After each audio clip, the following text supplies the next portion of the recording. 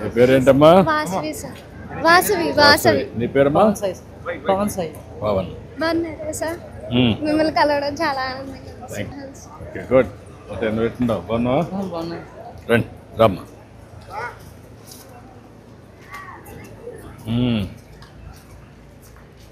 నువ్వు టీసీఎస్లో పని చేస్తున్నావు కదా? ట్రైనింగ్ కింద వర్క్ చేస్తాను. ట్రైనింగ్ కింద పని చేస్తున్నావు. ఎంసీఏ చేస్తున్నాను సార్. ఏదమ్మా? ఎంసీఏ చేస్తున్నావా? చేస్తున్నాను. ఎంసీఏ బీఎస్సీ కంప్యూటర్ సైన్స్ అవ్వగానే ఎంసీఏ స్టార్ట్ చేసింది.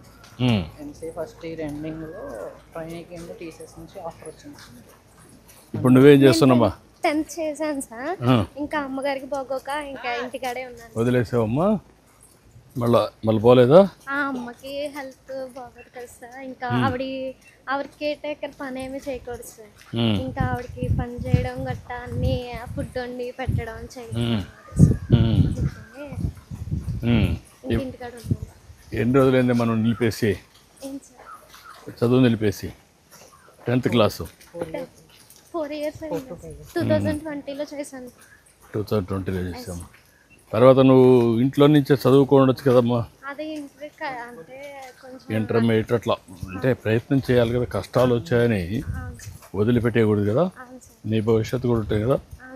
ఒకవేళ మదర్కి బాధ్యత, ఆ బాధ్యత చేస్తూనే నువ్వు చదువుకుంటే తర్వాత నీ జీవితంలో కూడా అవకాశాలు వస్తాయి కదా. అంటే అన్నయ్యని చదివించాక అన్నకు కొంచెం ఇప్పుడు జాబ్ చేస్తున్నారు కదా సార్. ఆ సేవింగ్స్లో కొంచెం నన్ను కూడా చదివిద్దామని ఇంటికి ప్రైవేట్గా కడదామని అంటే నువ్వు బయట పోయి చదువుకుంటావా లేకుంటే ఇంటికాడ ఉండి చదువుకుంటాను. అదే అమ్మా. నమస్కారం. నమస్తే అమ్మా. అదమ్మా, రమ్మా.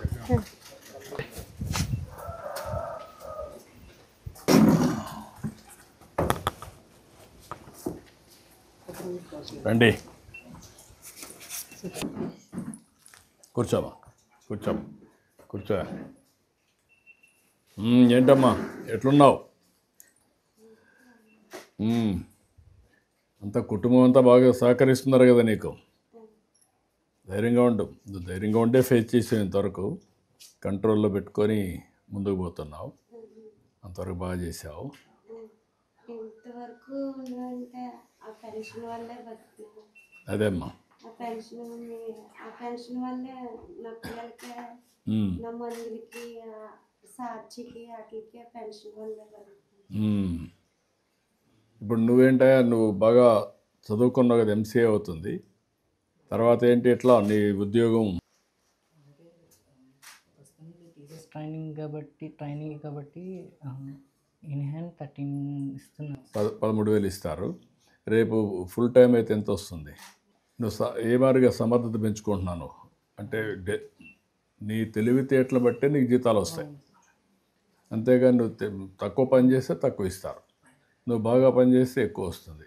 అదంతా కూడా ఆటోమేటిక్గా పెరుగుతూ వస్తుంది. దానికి నువ్వు ఎప్పటికప్పుడు నా స్కిల్స్ అప్డేట్ చేసుకుంటూ technical skills and communication skill upgradation చేసుకోకపోతే అప్గ్రేడేషన్ ద్వారా అక్కడ కూడా మొత్తం శాలరీ అనేది కటప్ చేసేదంతా స్కిల్ సెట్ బేస్ లైన్ చేసుకుంటాను. కాబట్టి నేను అన్నిట్లో కూడా ఫాలోఅప్ చేసుకుంటున్నాను. ఎప్పటికప్పుడు న్యూ టెక్నాలజీస్, ఏఐ ఇంటిగ్రేషన్స్ ఇవన్నీ ఫాలోఅప్ చేసుకుంటూ అడాప్ట్ అవుతున్నాను. స్కిల్ సెట్స్ అన్నీ అప్డేట్ చేసుకుంటూ ఉన్నాను. నువ్వేం చేస్తున్నావు? వ్యవసాయ కూలి పనికి వెళ్తాను సార్. కూలి పని చేస్తున్నావు. ఎన్ని రోజులు పోతున్నావు కూలి పనికి? హాస్పిటల్ తీసుకెళ్తానికి వారానికి 3 రోజులు పడుతుంది. హాస్పిటల్ పోవడానికి పెద్ద 3 రోజులు 4 రోజులు ఏదో ఉంటే వెళ్తాం, లేకపోతే లేదు సార్. ఇబ్బంది. ఇంట్లోనే పెట్టాము. ఎప్పుడు ఇది చేసావు నువ్వు? అప్పుడు ఎప్పుడు ఇచ్చారు? సంవత్సరం. ఇది తాత వాళ్ళది నుంచి వచ్చింది. సొంతదేనండి. అయితే వారానికి 3 రోజులు అయినా కూడా వస్తారండి. ఉన్న 3వ రోజున ఉంటే బయటకు పిలుస్తారండి పనిలోకి రమ్మని. అదే వ్యవసాయం పనులండి. ఆగుతేతని, కట్టేతని, కోతని, గట్లంకలు కానీ. ఇక్కడ కొంచెం ఐస్ ఫ్యాక్టరీలు గట్టా ఉన్నాయండి. ఆ ఫ్యాక్టరీ పనికి వెళ్తారండి. ఉన్న రోజున వెళ్తారండి, లేని రోజున వెళ్ళండి. ఇప్పుడు నీకు ఇది వచ్చిన తర్వాత నువ్వు అన్ని జాగ్రత్తలు తీసుకున్నావమ్మా అప్పట్లో బిగినింగ్లో? అన్నీ తీసుకున్నానండి. అది ఒకసారి డాక్టర్ వాళ్ళు చెప్పింది ఏంటంటే మామూలుగా షుగర్ ఉన్నా బీపీ ఉన్నా అక్కడి నుంచి పెరుగుతుంది షుగర్ ఉంటే. నాకు బీపీ వల్ల పెరిగిందని అన్నారండి. బీపీ ఎక్కువ అయిపోయింది వల్ల వచ్చేసింది అన్నారు. అదేమ్మా దాని మీద ఎక్కువ వచ్చిందని.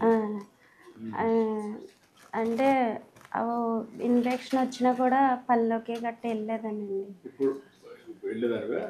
అంటే 2011లో ఇప్పుడు కాదండి, బిగినింగ్లో అంటే ఫ్యామిలీకి అప్పుడు కొంచెం ఇప్పుడు అంటే ఇల్లు కట్టుకున్నాం, అప్పుడు ఇంక ఇల్లు కూడా లేదు సార్. 2011 నుంచి ఇంకా చిన్నపిల్లలు మా ఎడ్యుకేషన్ కోసం ఇద్దరు వెళ్ళేవాళ్ళు. ఆవిడకి హెల్త్ బాగోపోయినా అది కాకుండా కొంచెం అటు ఇటులో ఒకరోజు ట్యాబ్లెట్స్ వేసుకుని వెళ్ళి పని చేసుకుని వచ్చి ఇంట్లో పని చేసుకుని మామూలు స్కూల్కి పంపి అలా చేసి. డయాబెటీస్ కంట్రోల్ చేయలేదా నువ్వు? చేసాను. ఇప్పుడు సరే అప్పుడు బిగినింగ్ 2011 సార్. 2011 నుంచి 19 వరకు 22 వరకు ఆల్మోస్ట్ 11 ఇయర్స్ మెడిసిన్స్ మీద వచ్చారు సార్. సో ఆ కంట్రోల్ ఉంది కాబట్టి 11 ఇయర్స్ టైం ఇచ్చింది మనకి డిసీజ్. లేకపోతే ఇంకా చాలా ఎర్లీగా అంటే ఫుడ్ హ్యాబిట్స్ మార్చుకుంటే మారేది కదా కొంచెం.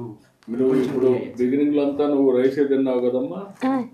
రైసే తిన్నావు, అదే కదా ప్రాబ్లం. కొంచెం డిలే అయ్యేది సార్. ఇంకా ఇంకో 3-4 ఇయర్స్ మనం డయాలసిస్ ఆపగలిగేవాళ్ళం.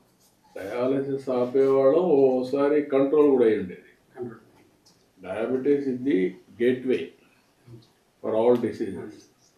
ఒకసారి డయాబెటీస్ కానీ ఇదైతే కంట్రోల్లో లేకపోతే ఇంకా అన్ని డిసీజెస్ వచ్చేస్తాయి. అక్కడి నుంచి మల్టీ ఆర్గన్స్ ఫెయిల్యూర్ అవుతాయి. That is the problem hour కేసులో. పాస్ అయ్యా? 10th ఎన్ని మార్కులు వచ్చాయమ్మా? నాకు 498. ఏంటంటే అమ్మాయిని ఏం చేస్తావు నువ్వు? ఇప్పుడు నా సేవింగ్స్లో కానీ అంటే నా ఎడ్యుకేషన్ నేను ఇప్పుడు ఎడ్యుకేషన్ కూడా ఫీజు కట్టుకున్న తర్వాత నా సేవింగ్స్లోంచి వచ్చిన మంత్లీ సేవింగ్స్లో తీసి తనకి ప్రైవేట్గా ఇంటర్మీడియట్ ఇప్పుడు రాయిపిస్తావా?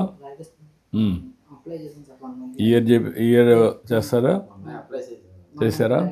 ఓకే, చదివించు. ఇంటర్మీడియట్ అయినాక అవసరమైతే హైబ్రిడ్ మోడల్లో ఇంటి దగ్గర ఉండి చదువుకోవడం ఒకటి. ఇప్పుడు నైపుణ్యం పోర్టల్ కూడా ఒకటి తీసుకొస్తున్నాం. ఆ నైపుణ్యంలో కూడా ఇంటి దగ్గర కూడా నేర్చుకోవచ్చు. అదే సమయంలో వీలైతే ఎక్స్ట్రా కోర్సెస్ ఫిజికల్గా కావాలంటే అవి 2 వర్కౌట్ చేయి. నువ్వు ఆ అమ్మాయిని చదివించి పైకి తీసారు, అది నీ బాధ్యత. ఇప్పుడు మీ ఫ్యామిలీ సెట్ కావాలంటే ఏం చేయాలా?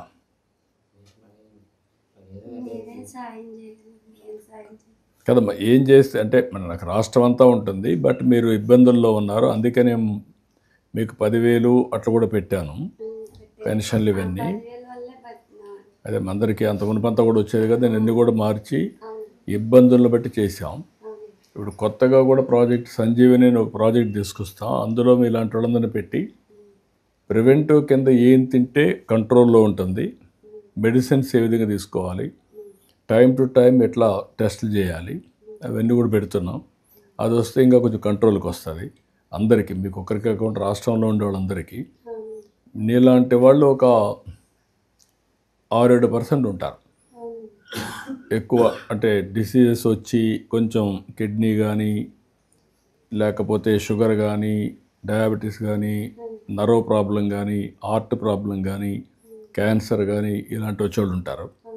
వాళ్ళందరినీ ఏ విధంగా చేయాలి, డిసీజ్ రాకుండా ఉండాలంటే, తగ్గించుకోవాలంటే మన తినే తిండి పైన, మన ఆలోచన, మన వాతావరణం ఇవన్నీ ఉంటాయి, కూడా ఆలోచిస్తున్నాను. కాబట్టి ఇప్పుడు మీ కుటుంబం బాగుపడాలంటే ఏం చేయాలి? ఇదే నాకేదో సాయం చేయాలి. ఏంటి ఇంటిలో ఒకటి రప్పించాలి. బాబుకేనా అది ఉద్యోగాలు అవన్నీ నేను మాట్లాడతాను, అది చేపిస్తాం. అదే ఒకసారి మాట్లాడదాం, నేను చెప్తాను కలెక్టర్కి, అవి కూడా చేయమంటాం. ఇప్పుడు నువ్వు ఈ ఇల్లు కంప్లీట్ చేయాలంటే ఏం చేయాలా? ప్లాస్టింగ్ చేసుకుంటాం. ప్లాస్టరింగ్ అవన్నీ ఎంత అవుతుంది దానికి? 4 లక్షలు 4 లక్షలు అవుతుంది. అంత కొంత ఇబ్బందులు ఉన్నాయి, కానీ అధిగమించాలి. రాష్ట్రం కూడా ఇబ్బందులు ఉన్నాయి, రాష్ట్రాన్ని కూడా అధిగమించాలి. అవునండి. మీలాంటి వాళ్ళకి చాలా సమస్యలు ఉన్నాయి, చాలా మంది ఉన్నారు. ఇంకా ఒక పని చేద్దాం, మీ ఇల్లు కంప్లీట్ చేయమంటాం. ఒకటి అప్పులు కూడా ఎంత ఉంది అప్పు కరెక్ట్గా ఎంత ఉంది చెప్తే మా వాళ్ళు మాట్లాడి వాళ్ళతో అప్పులు ఉండే వాళ్ళతో మాట్లాడి సెటిల్మెంట్ చేసి ఇల్లు ఒకటి పూర్తి చేయండి, ఆ అప్పులన్నీ కట్టేసేయండి. అతనికి ఎక్కడెక్కడ ఉద్యోగం ఇవ్వగలిగితే ఇప్పించండి. ఆ అబ్బాయిది నేను రాసుకుంటాం, మా వాళ్ళకి చెప్పి కోఆర్డినేట్ చేయమని టీసీఎస్లోనే ఆ అబ్బాయిని ఎట్లా మోల్డ్ చేయాలో మోల్డ్ చేద్దాం. ఇక్కడ అవన్నీ సెట్ అవుతారు.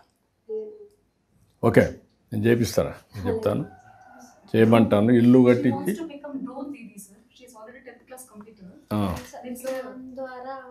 ఓకే, నువ్వు ఒక పని చేయమైతే చదువుకుంటూనే నీ డ్రోన్ పెట్టిస్తారు, దాంతో నువ్వు అదనంగా 10 రూపాయలు సంపాదించుకునే పరిస్థితి వస్తుంది. నువ్వు ఆ పని చేయి, తర్వాత మీ నాన్న దగ్గర చూస్తారు. మార్గదర్శి 25,000 జీతాలకి జాబ్ ఇస్తామని చెప్పారు సార్. ఈ విలేజ్ ఉగుటూరు మండలంలోని ఒక ఐస్ ఫ్యాక్టరీ ఉంది సార్. అందులో 25,000 జీతాలకి అక్కడ పెట్టించండి అవన్నీ, అతనికి ఉద్యోగం ఎడ్జాలు చేస్తాం, ఇల్లు కట్టించి అదే మరిగా అప్పు సెటిల్ చేసేయాలి. ఓకే అమ్మా, ఇట్రామ్మా. ప్రియమైన గుడ్ల నాగలక్ష్మి గారికి నమస్కారం. మీరు మీ ఆర్థిక అవసరాల కొరకు ఎవరిపైనా ఆధారపడకుండా గౌరవప్రదంగా జీవించడానికి గౌరవనీయులైన మన ముఖ్యమంత్రి శ్రీ నారా చంద్రబాబు నాయుడు గారు మన ఆంధ్రప్రదేశ్ ప్రభుత్వం ప్రతిష్టాత్మక పథకమైన ఎన్టీఆర్ భరోసా పెన్షన్ను ప్రతి నెల మొదటి రోజున మీ సచివాలయ సిబ్బంది ద్వారా మీకు మీ ఇంటి వద్దనే 10,000 పంపిణీ చేయుటకు ఏర్పాటు చేశారు. ఓకే, ఏంటమ్మా కరుణ గారు? షివరింగ్ వస్తున్నారంటున్నారు సార్, మనం ఫేషియల్ ఇస్తున్నాం సార్. ఓకే, ఇప్పుడు ఎప్పటికప్పుడు ఈ మెసేజ్, స్ట్రక్చర్డ్ మెసేజ్ అందరికీ ఎవరికి ఉంటే వాళ్ళకి ఆ మెసేజ్ ఎవరికి కదా, మనం 63 లక్షల మందికి ఇస్తే 63 లక్షల మందికి వెళ్ళిపోతుంది. స్ట్రక్చర్డ్ మెసేజ్ అదే కూడా వినిపిస్తారు, అంతే కదా?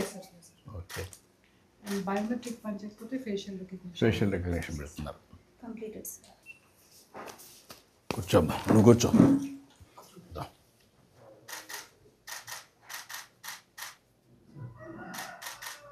ఓకే, జాగ్రత్త చూసుకో, నువ్వు జాగ్రత్త చూసుకో. మీరు ఆ అప్ప ఒకటి వాళ్ళందరితో మహాడస్ క్లియర్ చేపించేసి ఇల్లు కట్టించేసి ఆ అబ్బాయికి నేను చెప్పమంటాం, ఈ అమ్మాయిది మాత్రం డోన్ తీది ఇతని ఐస్ ఫ్యాక్టరీలో పెట్టించేసాను. ఓకే, మంచిదమ్మా, రండి ఫ్యామిలీ అంతా రండి. రా.